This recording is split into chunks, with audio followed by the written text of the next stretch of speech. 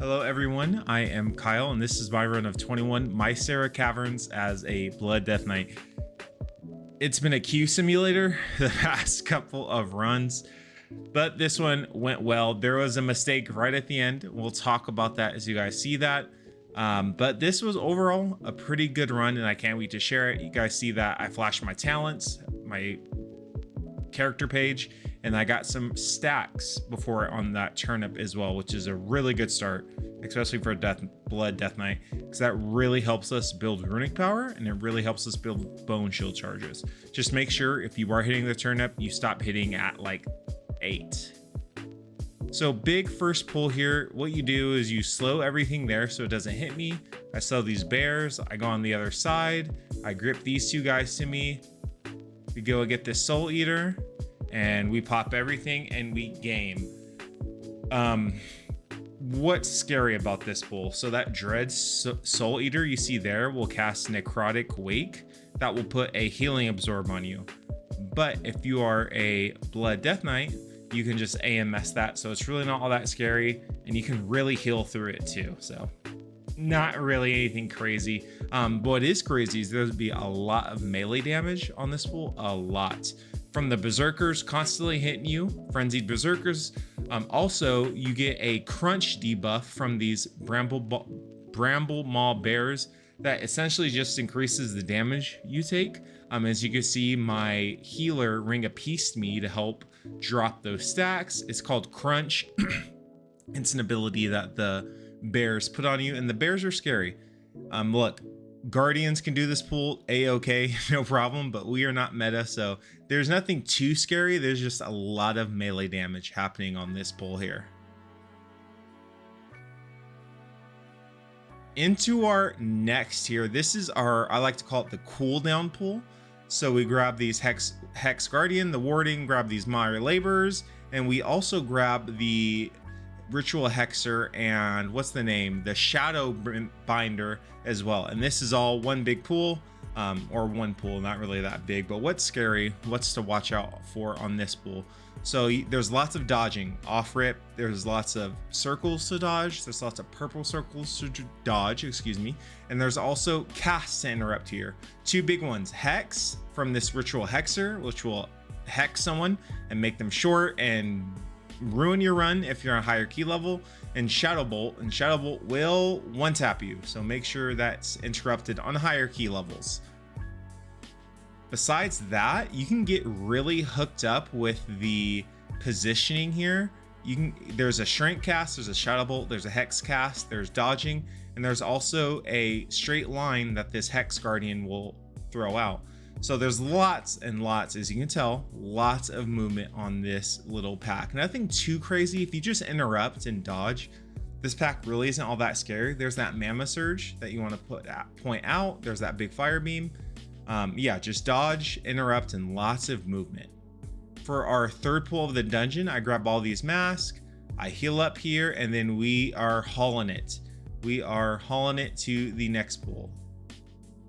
So we grab all those masks, we grab this hulking juggernaut right here, we grab that Mire Labor, we get the Shadow Binder and Berserker, and we just start gaming here. This pull really isn't all that scary, especially if you're Blood Death Knight. The only thing really to watch out for here is that hulking juggernaut will cast Rending Gore, which is a big tank buster, and then they'll cast Deafening Roar, which is big AoE damage to everyone. So something just to be watch out for. There's going to be big purple circles to dodge, as well as the Shadow Binder. There will be interrupts like that shrink right there to interrupt as well. Outside of that, this isn't really too bad of a pull. You can commit Icebound Fortitude to the beginning of this pull as a Blood Death Knight, but it's not super needed. Our weak points as a Blood is the first pull of just starting the pull is really where we're the weakest as Blood Death Knight. So if I was advising you, I would say definitely you can save your Icebound Fortitude for the beginning of that pull. We get our Hardy buff here, the 3% damage reduction, and then we go to our next pull here. Some people pull those Mire Laborers behind us, but we don't do that because we'll be pulling some extra packs, and you'll see what I'm talking about when we get there. Here I grab the Bear, the Eagle, the Hexer, and I also grabbed this other Hexer and all these warding masks. And I didn't do a great job of gathering here. I'm really not happy with how I gathered. I gathered sloppier, so learn from my mistakes. This was a sloppy gather on my end. Kyle, why was this sloppy? This Dread Soul Eater, I didn't have aggro for the first couple of ticks. Someone died. My druid died, and I'm not sure how my druid died there, if I'm being totally honest. I get that berserker in really late. This is a messy pool from me. So learn, we still time this, which is great. And this pool gets done rather quickly still, but learn from me as I'm watching this back. That was a very messy gather for me, but luckily my team kind of bailed me out on here. So what's that out the way? What's there to watch out for? You have 2 ritual hexers, which means you have cast stuff. You have the Dread Soul Eater, which is casting Necrotic Wave, which is the healing debuff on you, and the green circles on the ground. So you're dodging, you're interrupting, and you see the bear there will cast Crunch and reduce our armor there. So there's a lot going on, and the eagles actually will teleport to you and kick their feet in a cone. So there's lots of avoidance on that pool. And if you make the gather a little bit smoother, it's a little bit easier. On this next pull right here, you can see that hulking juggernaut to my left right there, and the 2 keen headhunters to my right. You don't want to pull either of those. You want to avoid those headhunters. You want to pull inside this hut. As you see, I stop right here to gather a little bit. I hit everything with the blood boil, make sure I have aggro, and then we go into the next pack. This is a big pool. And we grab all 3 of these shadow binders. I grip them. I pot here because this is a big dangerous pool for us. And we just start gaming. What's going on this pack? So you have the Hex Guardians, who's going to cast the Magma Surge, which is the straight line that you want to avoid and hit no one else with. There's lots of stuff to avoid on the ground. There's the purples, there's the reds, and these Umbral Shadow Binders will also cast Shrink on someone, which reduces their total stats, and it's just not good. This pull isn't exactly scary.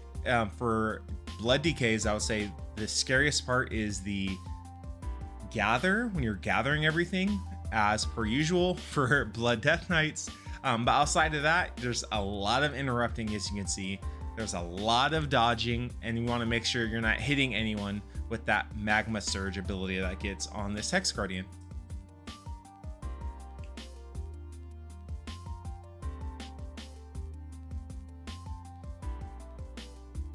And then we go and pull this pack right here. I've had some people ask me why I pulled this pack, because this pack is a dangerous pack. So let me start off with why it's dangerous. You have a Dread Soul Eater, which is casting the Necrotic Wave, which is the healing absorb on you. You have the Ritual Hexer, who's casting Shadow Bolts and Hexes. You have the Rain of Toads from the Soul Eater, and you have the Umbral Shadow Binder, who's also casting Shrink on you. So there's lots of dodges, a lot of dodges in this pool. A lot of interrupts, as well as you have 2 berserkers just constantly meleeing you. So this pool is dangerous. Why I pull this pool? So there's 2 reasons why I do this pool. One is because this is really good percentage. Well, there's 3 reasons. 1, it's really good percentage. 2, if you just dodge and interrupt, this really isn't all that scary of a pool. As long as you're dodging, as long as you're interrupting, it's really not that scary of a pool. And 3, this allows me, and this is the big one, this allows me to pull trash onto the first boss, so we can do cleave, damage, all the good things. So once this Soul Eater dies there, I grab all these warding masks, I grab these 2 bears, I blood boil everything, make sure I have aggro, and I'm pinging boss because we're going straight to boss here. Again, the first couple of hits, I will say, from this boss really hurt. Considering why? Because you have the boss who will jump away and do an impale on you, which gives you a dot. You have the warding mass mailing you. You have the bramble maw bears hitting you with the crunch ability, reducing your overall armor. So this is the first few seconds of this fight are very scary because there's a lot going on, especially for us BDKs. There's going to be a lot of damage taken here right off the beginning. But really outside of that, this fight isn't too dangerous for us. So what's going on? We have the beginning of the pool where you have everything on there. We're getting cleave, we're getting boss damage, all those good things. The Bramble Bear Maws the Bramble Maw Bears, casting Crunch on us, increasing our damage taken. But what about the boss? So the boss, you can see, will jump away and cast Flanking Spear. It's going to throw you back and put a bleed dot on you. And you'll see the bird will cast Infected Pinions, which is a big disease that puts on the entire party. Pro tip, if you are a Blood Death Knight, you can AMS that Infected Pinion cast. So as that cast is going, press AMS, and you don't even get that disease put on you from the beginning. And you can have, and if you're playing Blood and use your AMS properly, you'll have that for every Infected Pinion. There's a cast that we walk out of and we walk back into, and then there's a barrage as well that gets casted. The bird's gonna swoop to a trap. You wanna make sure the trap is there, and it's just rinse and repeat from there. Nothing too crazy on this fight. Again, after the beginning of this fight is the hardest, but if you get past that, you're really just cruising. So as you see, I AMS that Infected Pinion there. He's gonna put down freezing traps. I move the boss so it's away from the traps, but close enough to where melee can still hit it, as you can see right there. He does the big AoE. Pro tip, you can have that big circle go off and then drag right back into the boss. You want to make sure you give your team enough room for this barrage. So as you can see, all around the boss, there's somewhere to move so that not a lot of people are getting hit. And then we just rinse and repeat. So enjoy the rest of this fight.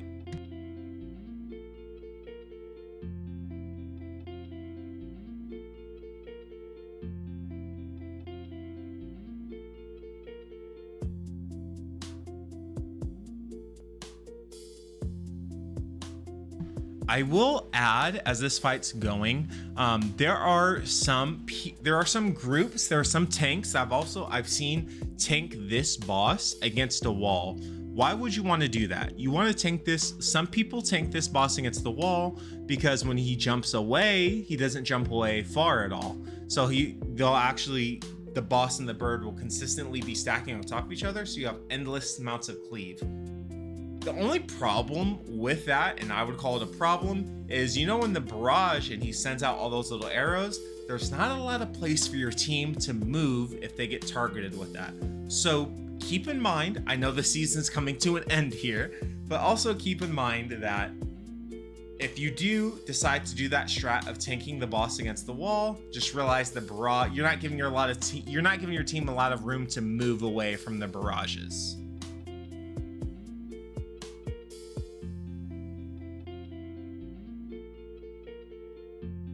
We did really well on that boss, and here comes a big pull here. This is one of my mistakes that I have made. As you can tell, I'm rewatching this and I know what's coming up, so I remember tanking this.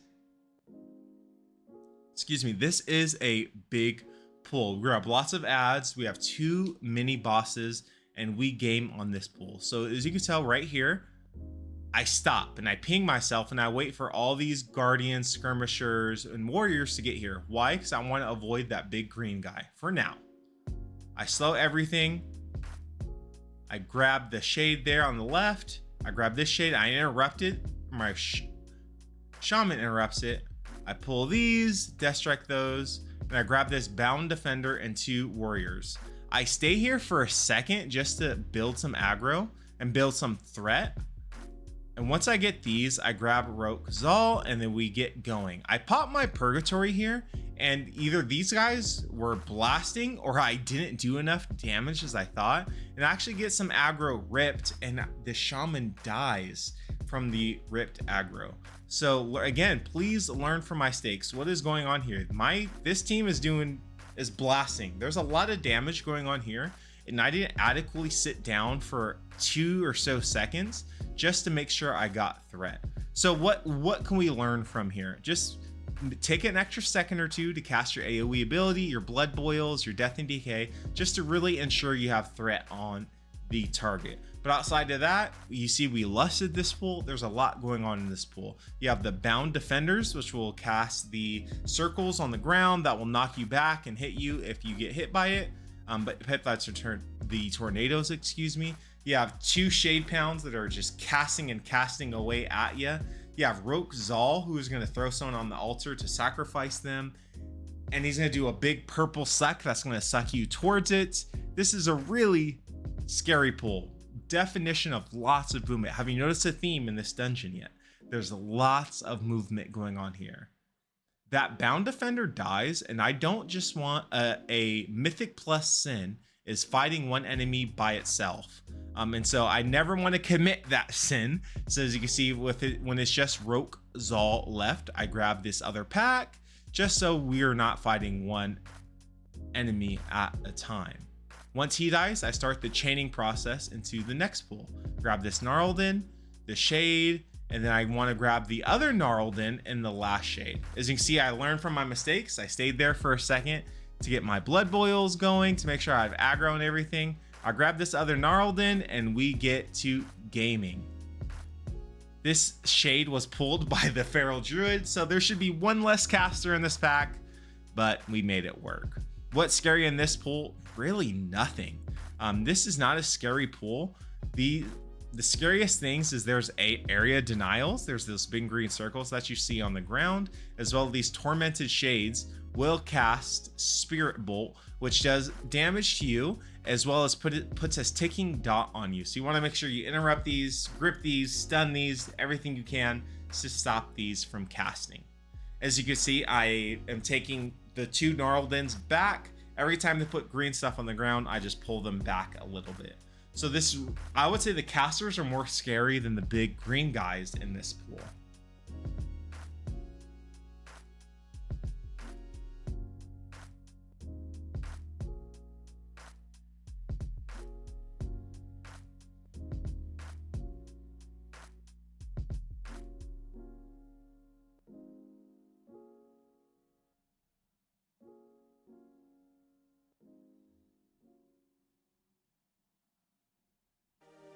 And once this dies, we head over to our next pool here. We're gonna get this Soul Render, and we're gonna get all these little warriors that you see right there. Well, two. We're gonna get the two of them, and we're gonna grab all these skirmishers right here, and then we're gonna let these Rend Souls go.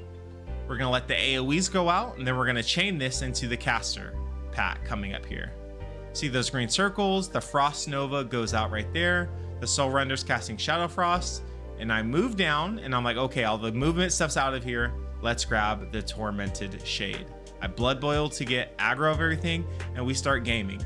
What's scary in this pool? There's only two real scary things in this pool. The Soul Render, which will do the green circles on the ground, as well as the blue Frost Nova. He also casts Shadow Frost, which is a cast that you can interrupt. And then the Tormented Shade casts the Spirit Bolt.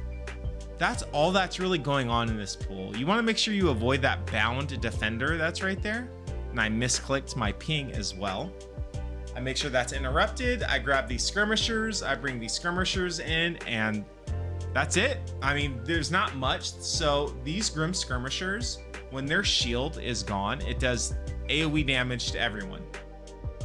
That's it though. There's lots of melee damage, but there's just the mini boss, which is the caster. You have the Tormented Shade, which is the caster. And then you have a bunch of small mobs that will just melee you.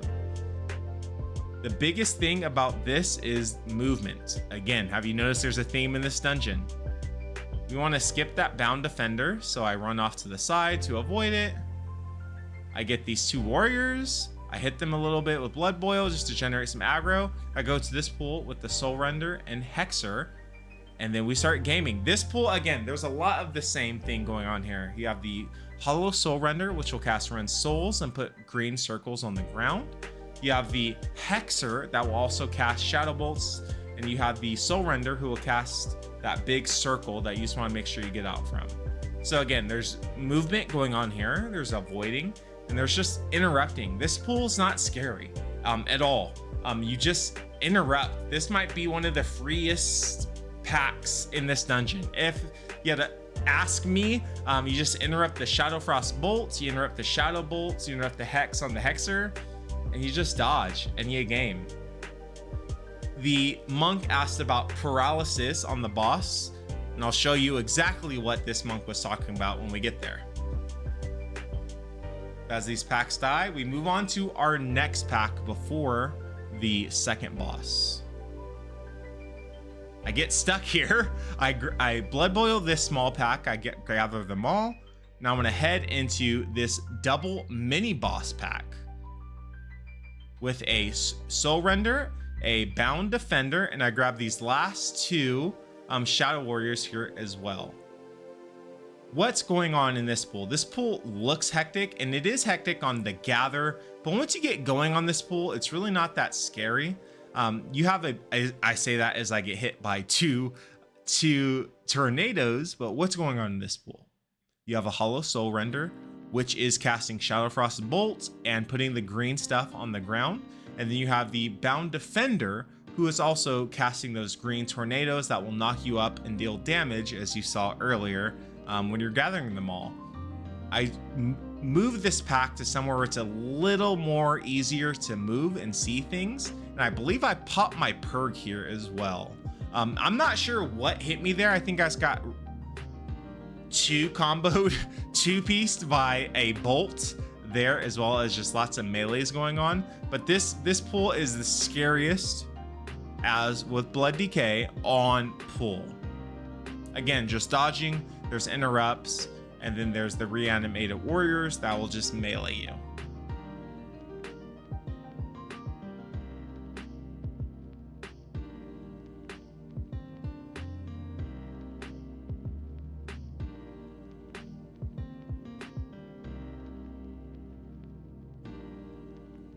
Once that Bound Defender is dead, I'm going to grab the funnel and we're going to bring this into the boss. So as you see, I get this Hexer, I get all these skirmishers and warriors. I make sure I have aggro on everything. So I have Blood Boil, Heart Strike, I'm Death Gripping, just to make sure I have aggro on everything. I take a second. You're noticing I'm taking a second here just to ground myself and make sure we're all good. Now I'm going to bring this into the boss. So what is going on this? You have the boss who casts the Drain Soul ability, which is the Tank Buster. And you have all these little mobs meleeing you, and the Ritual Hexer who is going to cast, and just make sure you interrupt that. Again, this seems scary, but what's going on here? You have these shades that will chase you, and so you don't want these shades to touch you. So how you get around it is you have the shades touch each other, and what that's going to do is it's going to create a lot of AoE on the ground, and it's going to deal damage to everyone. As you can see, we have one out. It gets bubbled popped, and you notice one of those phantoms have paralysis on it. What's that going to do? That's going to do a few things. One, it's going to make it easier. Well, mainly it's just going to make it easier. As you can see, that one, that paralysis, another one spawned right on top of it, and it instantly broke. The monk paralysis, the other one, and now, as you can see, we're only dealing with 2 shades for the rest of the fight. So there's a big circle that you have to dodge. You have to kite the adds into each other. And when the boss does this, Necrotic Convergence, this is going to deal big AoE damage to everyone. And you just get the shield toned down and interrupt the boss to stop this cast. This gets scary. There's a lot of damage going out, on top of if these balls touch you, you are dead. So you want to make sure you interrupt this cast as fast as you possibly can. You may be thinking to yourself, Kyle, that reanimated warrior is permanently hitting you. Are you going to get rid of it? No, even though that would be a good idea. That would actually be a bad idea. Why we don't want to get rid of this reanimated warrior is because it's endless, easy cleave on the boss. As you can see, when this mob dies, there's a cast for it.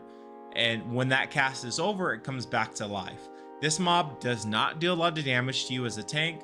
So the classes that deal more damage, the more target counts there is, it's actually perfect to have just a reanimated warrior up, because it never dies. It's always there to take damage. So you're actually increasing damage by having that ad just be permanently up. But that's essentially the boss. You kite the shades into each other. The monk is going to paralysis one, and you want to avoid this beam that is getting crossed to everyone.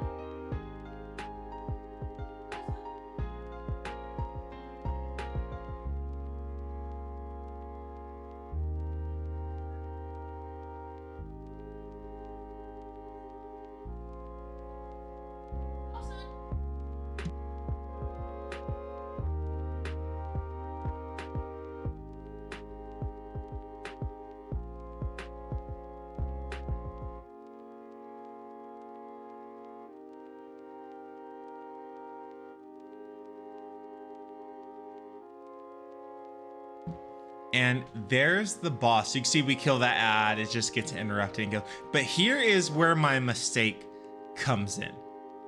So as I go in and get these ads here, I interrupt that shade, I grip it to bring it closer, and as you notice, I fight this pack on the edge to avoid the fists that come in on the ground.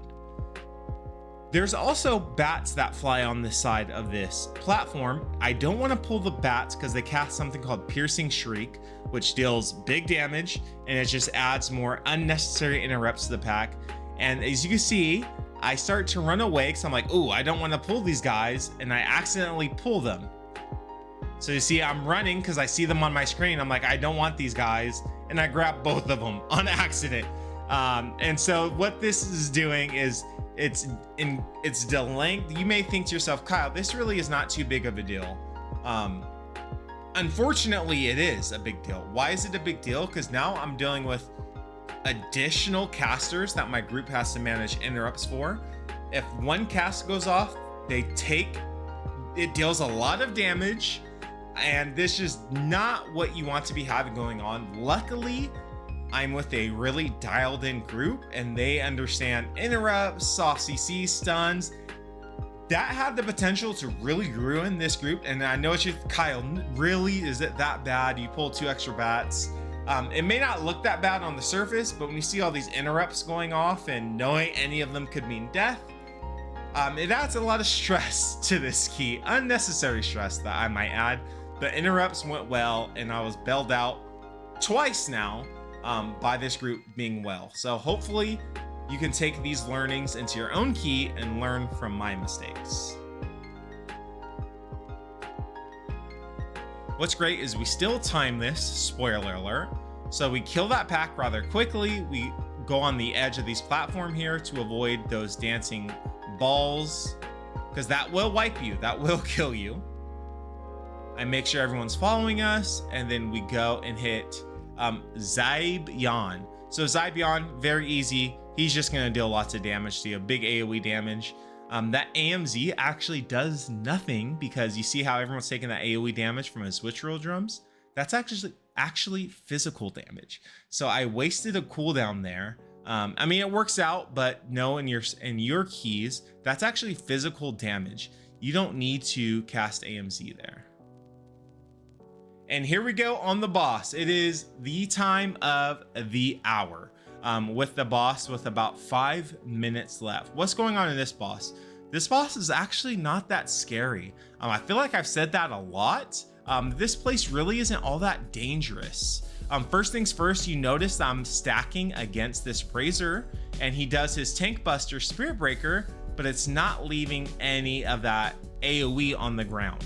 So, pro tip, if you put your back to this Brazier as he does that Tank Buster, he will not leave any goop on the ground. So if you can, I highly recommend you tank this boss where I'm taking him, and keep your back to the right side of this Brazier here.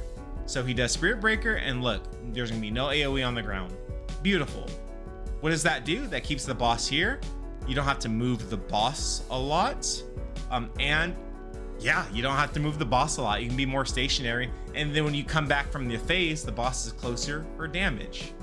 So he's gonna send us all flying, and we wanna get back to the boss. But if we interrupt these malignant souls, we actually get a speed and damage increase.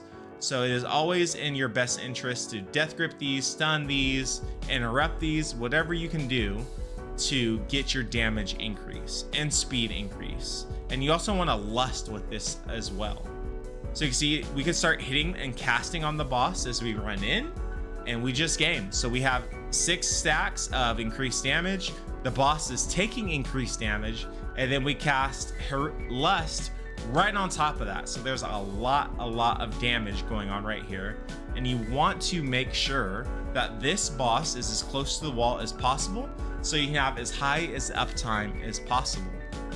That's essentially it. We just rinse and repeat with the ads, keep your back towards the Brazier, avoid puddles on the ground, and we game.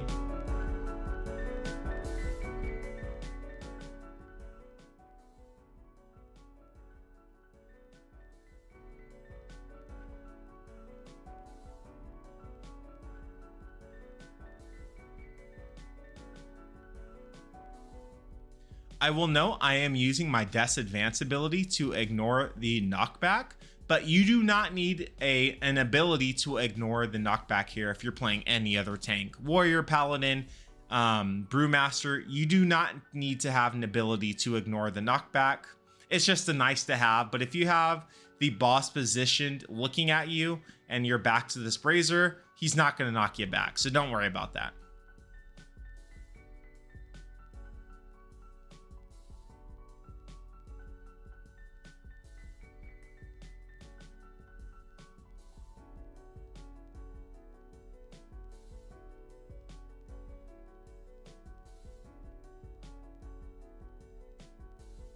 He's going to cast this thing again. Again, we're going to race back and we want to grip, stun, interrupt, everything we can to get our damage and get our speed boost.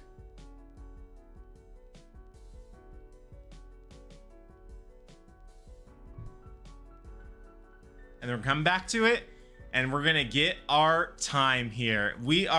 This is the last week for Mythic Plus in the season and we're now at 3966.